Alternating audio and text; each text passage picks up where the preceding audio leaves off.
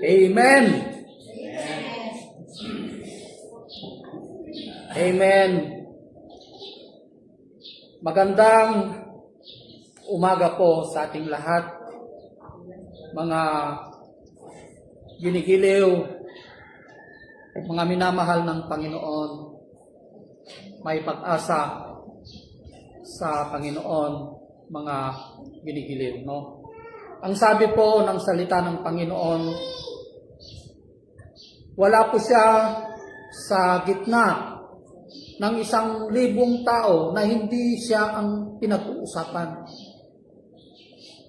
kundi ang Panginoon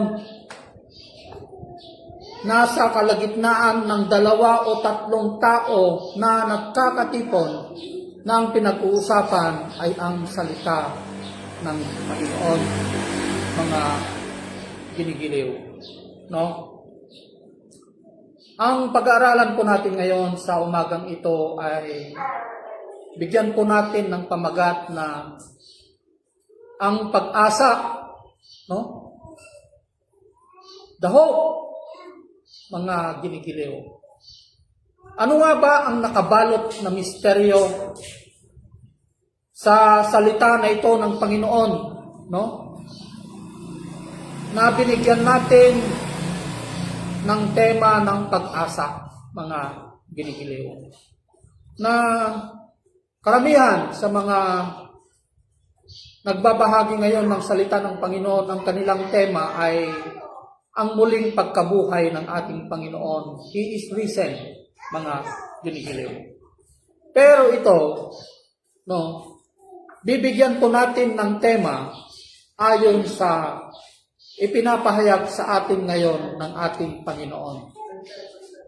Ang pag-asa or the hope, mga ginigiliw. Sa araw na ito, marami ang ginugunita, mga ginigiliw, sa muling pagkabuhay ng ating Panginoong Jesucristo. Ito yung 3 araw ng kanyang muling pagkabuhay pagkatapos nung siya ay namatay nung araw ng Miyerkules ng hapon. No? Miyerkules ng hapon namatay ang ating Panginoong Jesucristo. Hindi po Biyernes. Mali ang computation. Hindi biblical yung Biyernes na kamatayan. Kasi kung Biyernes, Sabado, Domingo di, 1 araw lang. 3 araw ang sinabi niya dito eh. Bakit Biyernes? Hindi Biyernes ang kanyang kamatayan. Namatay siya ng hapon ng Miyerkules, Huwebes, Biyernes, Sabado, Domingo. O ngayon, biblical yun. Yun ang tamang pagbilang po natin ng kanyang muling pagkabuhay, mga ginigiliw. No? So, alam nyo, bago namatay ang ating Panginoong Jesucristo, mga ginigiliw, ang mga alagad na ito, no? Sinasabi ng ating Panginoong Jesucristo sa kanyang mga alagad na ako ay mamamatay at muling mabubuhay. Yon ang sinasabi ng ating Panginoong Jesucristo sa kanyang mga alagad. Hindi nila naiintindihan ang mga kataga na ito na binabanggit ng ating Panginoong Jesucristo nung sinabi niya na siya ay mamamatay at sa 3 araw siya ay muling mabubuhay. Meron din siyang sinabi doon, nagibayin nyo ang templong ito. Sabi niya, at sa 3 araw, sabi niya, itatatag ko ang bagong templo. Sabi niya po, mga ginigiliw, nang ibig niyang sabihin, ito ay symbolical. Ibig sabihin, pinopoint ng ating Panginoong Jesucristo ang kanyang kamatayan sa kanya, mga ginigiliw, na nagpanggap pa siya na hindi siya alagad ng ating Panginoong Jesucristo. No? Itinatwa niya, no? Nung 3 beses siyang sinabihan na isa ka rin ba sa mga, di ba ikaw ay isa rin sa mga alagad ni Kristo, sinasabi niya, sinasabi ng mga taong ito, mga ginigiliw. Pero hindi ikinais time, no, na nung nahuli na po nila ang ating Panginoong Jesucristo, mga ginigiliw, hanggang siya ay naipako sa krus, ang mga alagad na ito ay nagkanya-kanya na po sila. Bumagsak na ang langit sa kanila, mga ginigiliw. Parang bumagsak na po ang langit, no? Kaya nagkaroon sila ng pagkabalisa, pagkatakot. Kaya ang ginawa nila, alam niyo ang ginawa nila, no? Naglumanda, nagtago sila dahil natatakot sila na pati sila rin ay huhuliin at ipapako sa krus or papatayin din sila. Katulad ng ginawa nila sa kanilang guro, ang ating Panginoong Yesus. Pinakawawa, no? Tayo ang pinakakawawa sa mundong ito, mga ginigiliw, no? Tayo pang pinakakawawa, mga ginigiliw. Bakit? Bakit, mga ginigiliw? Dahil sumasamba tayo sa isang Diyos, sa isang tao na patay na, mga ginigiliw. Sumasamba tayo sa isang tao na patay na at ipinako pa sa krus. Sumasampalataya tayo sa isang taong ipinako sa krus na hindi rin pala muling mabubuhay, mga ginigiliw. So tayo nang pinakakawawa. Opo. Lahat ng ginagawa natin, walang silbi, walang halaga kung hindi muling nabuhay ang ating Panginoon, mga ginigiliw. Katulad ng mga namatay rin na sumampalataya sa ating Panginoong Jesucristo, lahat sila ay napahamak. Andre, stop that. No? Lahat sila ay napahamak. No? Napahamak sila. So tayo na ang pinakakawawa sa lahat ng tao na nilalang dito sa mundo dahil sumasamba tayo sa isang namatay na hindi naman muling nabuhay. Salamat sa Panginoon dahil siya ay muling nabuhay sa pangatlong araw. Ano ang indikasyon nito? Ano ba ang kahalagahan ng kanyang muling pagkabuhay? Katulad ng sinabi ko po sa inyo kanina, ang muling pagkabuhay ng ating Panginoong Jesucristo, ito ay pag-asa para sa atin na sumasampalataya sa Kanya. Bakit ito ay pag-asa para sa atin? Dahil tayo, makikinabang din tayo, katulad ng Kanyang muling pagkabuhay, tayo rin ay muling mabubuhay katulad niya. Dahil sumasampalataya tayo sa Kanya. Ito ay pag-asa para sa atin ngayon. Opo. Pero kung hindi tayo naniwala, sumampalataya sa ating Panginoong Jesucristo, paano natin mararanasan ang muling pagkabuhay? Di ba? Paano natin mararanasan yung pag-asa na ibinigay ng Diyos sa kanyang buktong na anak, na yung pag-asa na yon ibinigay niya sa atin upang sa ganon sumampalataya tayo sa Kanya at mararanasan din natin ang muling pagkabuhay, mga ginigiliw. Diba? Kaya dito, nung namatay na ang ating Panginoong Jesucristo, alam nyo yung mga lagad na ito, bumalik na sila sa dati nilang trabaho. Kasi wala na silang guro eh. Wala na yung guro nila, yung kasakasama nila na nagbabahagi ng salita ng Diyos, mga ginigiliw. No? Wala na. Kaya ang mga iba nagtago, bumalik na yung mga iba sa dati nilang trabaho until such time ng ating Panginoong Jesucristo, siya ay muling nabuhay at nagpakita sa kanyang mga lagad. Na ang mga lagad na ito, sila ay nagkakatipon sa isang lugar, sa isang kwarto na pinagtataguan nila. Nagtatago sila kasi baka huliin sila ng mga Romano eh. Di ba? Siyempre, yun ang konsepto nila. Hinuli na nila yung guro natin. Sigurado na tayo na yung susunod na huliin at marahil na tayo rin ay ipapako sa cross o marahil na puputulin nila yung ulo natin. Papatayin din tayo katulad ng guro natin. So nagtago sila. Nagkaroon sila ng pangamba sa kanilang puso, nagkaroon sila ng takot sa kanilang puso, mga ginigiliw. Katulad din natin, mga ginigiliw. Alam mo kung hindi tunay ang pananampalataya mo sa Panginoon, kung hindi ka sumusunod sa ating Panginoong Jesucristo, kung may mga darating na problema sa buhay mo, sa buhay natin, nagkakaroon tayo ng takot at pangamba. Kung may mga pagsubok sa buhay natin, hindi na natin alam kung saan tayo kakapit. Hindi natin alam kung saan tayo lalapit, mga ginigiliw. Pero, kung tayo ay nakatayo sa salita ng Panginoon, mga ginigiliw, magkakaroon tayo ng kapayapaan sa ating puso. Yung takot at pangamba na yan, mapapalitan yan ng kagalakan. Mapapalitan po yan ng kagalakan.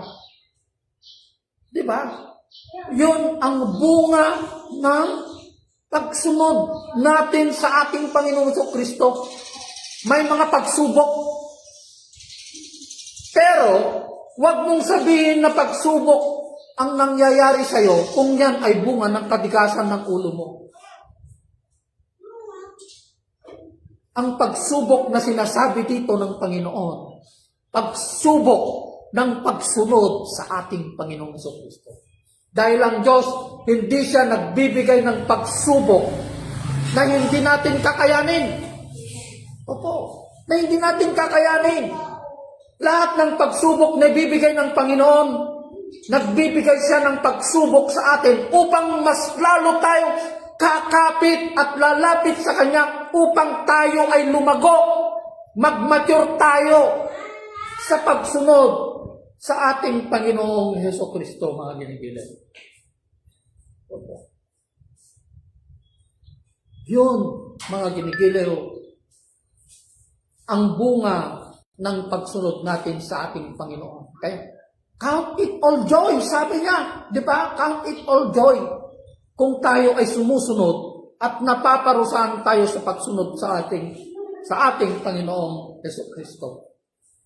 Pero, kung yan, nakagawa tayo ng mali, na hindi naman yan pagsunod sa ating Panginoong Jesucristo, mga ginigiliw, hindi po yan pagsubok na galing sa Panginoon.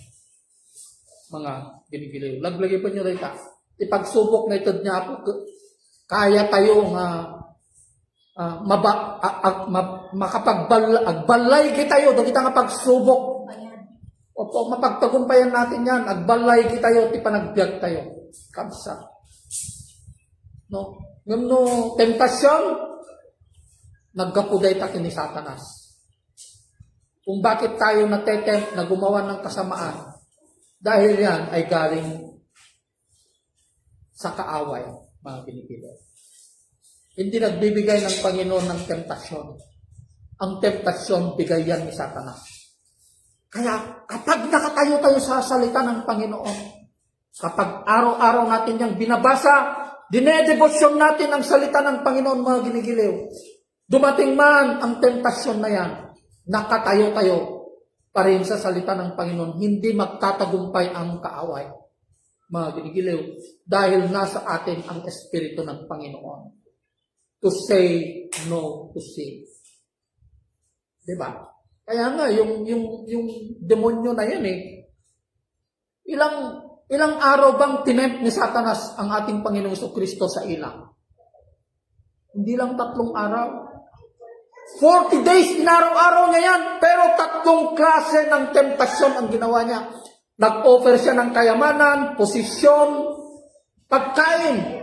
Yun ang 3 klase ng temptasyon na inaraw-araw ng Satanas na ito sa ating Panginoon.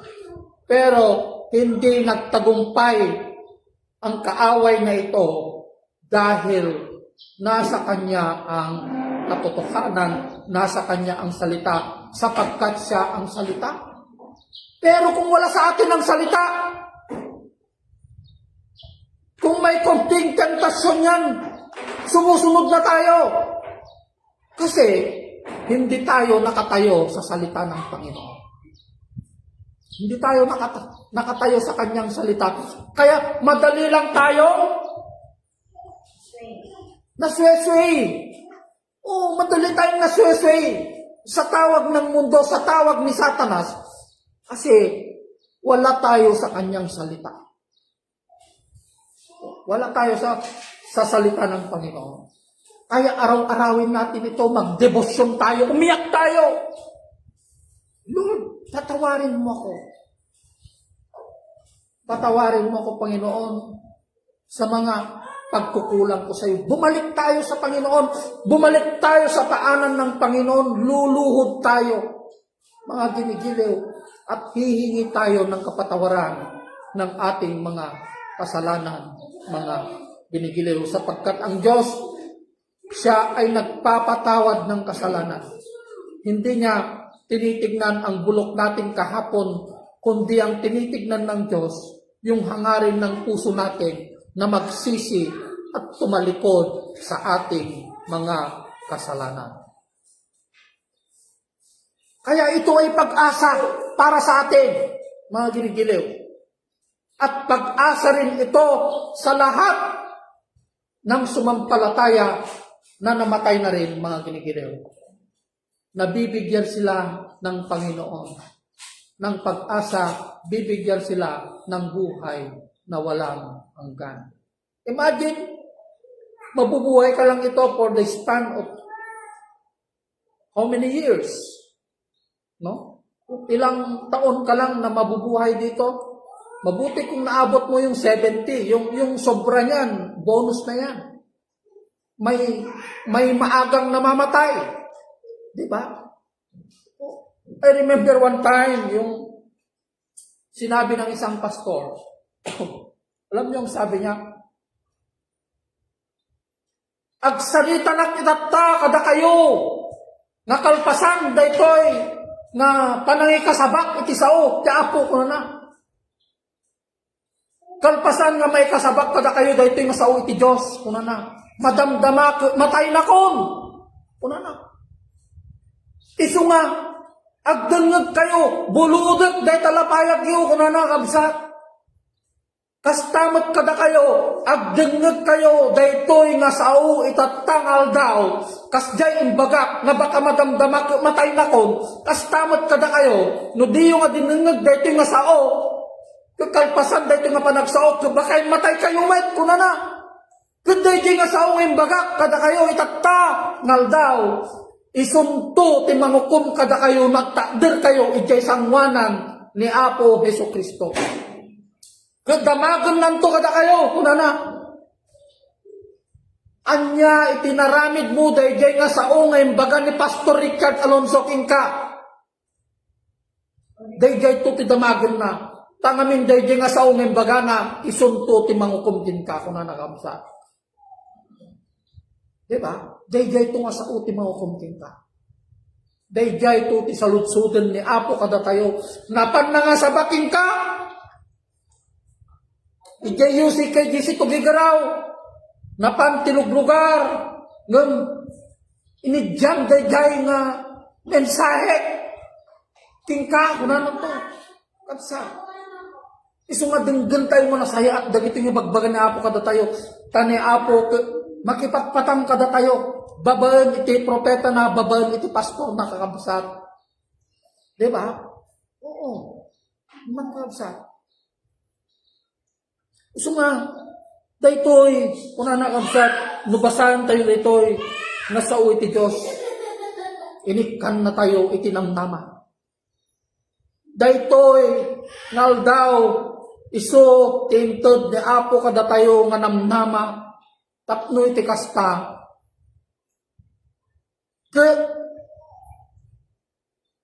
Sumampalataya tayo sa Kanya. Di ba? O tapno mamati tayo kay kuana. Mamati tayo iti panakabalin iti Diyos na datayo magdan manin iti barong abiyag. Kaabsa. Magdan tayo manin iti barong abiyag. Awan ti pangidasigan tayo, ti kinadayan iti Diyos, no adda kay lang itirabaw ti daga. Ta amin nga pagnam di jay, kabsat, balitok. Balitok ti pagnam di jay, di pagarian na. Hanga kasla dito nga birbirukon tayo, kabsat, ti balitok, dagita nga pirak. Nga dagita nga pirak, kada balitok nga birbirukon tayo, iso ti mangirumum lang kada tayo, nga mangpaadayo iti presensya iti Diyos. Iso nga tarami din tayo, birukan tayo, iti pagarian iti Diyos. Aging ganang nga mabirukan tayo pa. Kuday nga pagarian iti Diyos, mabirukan tayo lang babaen iti sa una. Awang mo mabirukan ti reliyon, dahi nga pagarian. Malaksid mo dahi nga pagarian nga birbirukan, kuday nga pagarian, awan sa bali no di ni Apo Jesucristo. Ni Apo Jesucristo iso iti pagarian iti Diyos. Jesus Christ is the kingdom of God. Diba? Kung dahil na Apo Jesucristo, mabirukam laing tipodpod na Kristo, babaen iti sa una. Hamo mabirukan ni Kristo, babaen iti reliyon, nga kung kunak, kabsat, tani Kristo kiso na ti reliyon. Oo, iso na ti reliyon, iso ti bagbagana dyan, 1 Timothy 3:16. Kinjay dyan, James 1:27. Kabsat. Opo. Dahil ti intod na kada tayo, sapay kumata, di panagbiag, di baro nga biag, nga naitad kina Apo Jesucristo, isumot kuman, ti baro nga biag, ngadda kada tayo, itatangal tao. Maaddan tayo kuman, ti baro nga biag, nga ba, talikudan tayo, dagiti mading aranit tayo. Talikudan tayo, dagiti, ulit-ulitin tayo nga basol. Kastit kayo na sa unti, panagbabawi. Kami baga nga nagbabawi, kami di dati nga aramidin nga basal ko subsublam tinaldaw. Anya ti kayo na sa unti panagbabawi. Change of mind and character. Balbaliwang di ugalin. Di ba? Kastit kayo na sa unti panagbalbaliw. Huwag mo nang balikan yung dating kasalanan. Nung subsublam di dakis nga kustombrem di ugalin. Kaya nasaway, awan ti gusto nga panagbabawi, awan ti gusto nga repentance. Kas na kunak kada kayo, no malagip yun din, imbagak nga example, halimbawa, di ba? Nga di may isa nga driver, kamsat, nga nakalugan, kaamo na nga naplat di lugan na, kamsat. Hangkadi, hamo nga ibaga nga, ay, mabalin tulat taday ta, habang nga tumartaray. Pumimpintas, kunam. Agsublin to di bumbana, kunam dilugan haan. Materdi. Anya taramide. Bumaba ka. Sukatang, dipilid na, ikamti, at daangin na. Hanga ma-repair dayay, mas lalo kumarkaro.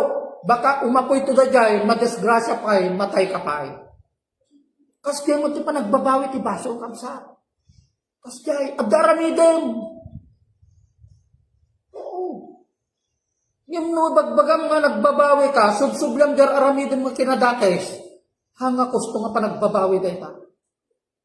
Tati gusto nga pa nagbabawi. Hamon nga subyan. Day dakis nga aramid. Dudi magnaka nga silalantag nga sumurot iti pagayatan na Apo Diyos kada tayo kamsa.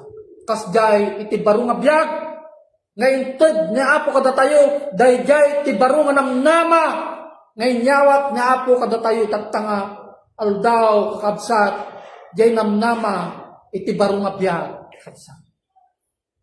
Kung makipagmaymay sa tayo nga ro kakabsat kina Apo Jesucristo ulit at manin itattangal daw agkararag tayo man, tumaador tayo, agkararag tayo, subyan tayo man yung ngawatan na Apo Jesucristo. Kapsat, kasumurot kayo dahil ito yung kararag. Kapsat, sumurot kayo man yung tapno. Malawlawagan ti puso tayo, ti panunot tayo, kapsat. Ngahan tayong masubyan, dagijay, madi nga napalabas, iti panagbiag tayo, kapsat. Tumakder tayo. At kararag tayo, sumurot kayo, iti dahito yung kararag. Man nakabali na Diyos, agyaman na ti kinaimbat mo. Kastamet apo, iti panakailansam iti krus. Si papakumbabanak, apo, ngumasideg kayong ka, iti daytoy, ngaldaw. Lukatam ka di apo, iti puso. Tapno, pakawanan nak apo kadagiti basbasol nga naramit ko. Kastamet kadagiti basol nga naramit ko iti padak nga tao. Apo, sumrek ka apo iti biyak ko. Si papakumbabanak apo, awatek si ka, itattama ning aldaw, nga kas Diyos kin manubot ko. Apo, agtaeng ka kadi apo iti biyak ko.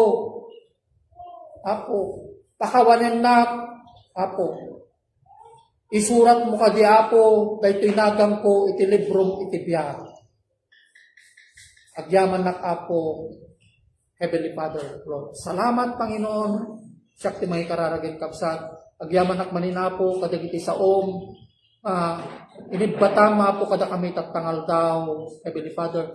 Kastamo tapo kada dito ng kabsat, nagda nga na italaw nga po, iti daytoy, apo nga pagtaingang manina po, Heavenly Father, Lord. Apo sitwa, pakumbaba kami manina po. Umasidip king ka, Heavenly Father, Lord.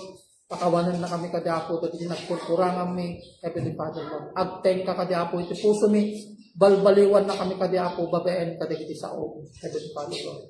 Agyaman na, apo, italek po amin dagito tingka, apo, dagito yung kabsat, bendisyonam, lokatam ti puso da apo. Pastamot apo, dagitag dengdengag apo, itatang oras, apo, bendisyonam kadiga, bayam kadi apo, nga dagito yung sao, may mula apo, iti puso da. Agtaeng kadi apo, dagito yung sao, iti puso da. Agtubon ko dahi tanga sao, ket agbungan ko iti ado, Heavenly Father, Lord. Agyaman nak manina po, madaydayaw ko unay. Agyaman nak, ti panang salwad mo, dahito nga servant mo, Heavenly Father, at tuli ka di ako, nga bendisyonan nak, kadagiti sa umitap mo, ado pa apo iti makamungeg, apo iti kinapod mo, dahi tanga sao, Heavenly Father, Lord. Agyaman kami, tinikan na kami manina po iti biyag, itatangal daw, baro nga biyag na nagkapuking ka, Heavenly Father, kung makipagbiag kami kayong kahit itatangal daw, iti panagungar mo, Heavenly Father, nakasimbolo na itatangal daw, iti baro nga biyag, apo, na addaking ka, Heavenly Father, Lord. Kaskamot kada kami, nga sumampalataya king ka, nga namatiking ka, Heavenly Father, Lord. Agyaman kami, italik po amin na dito'y, tinasabit anagan mo nga pumi, in Jesus' mighty name. Amen. Amen.